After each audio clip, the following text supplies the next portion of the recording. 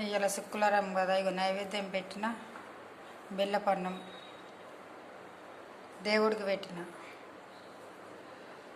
ఇగో చక్రాలు బొంగులు, మేమైతే బొంగులు చక్రాలు అంటాం, మీరేమంటారో. ఇక పెరుగు, ఇక నైవేద్యం వండిన. ఇక ఒక్క కారం, ఇక మేము ఉల్లిగడ్డ పప్పు అంటాము, మసాలా పప్పు అంటాము.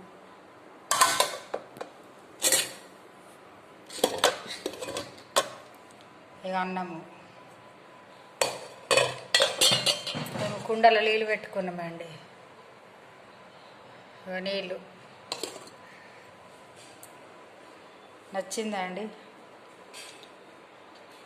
నచ్చితే షేర్ చేసుకోండి, సబ్స్క్రైబ్ చేసుకోండి.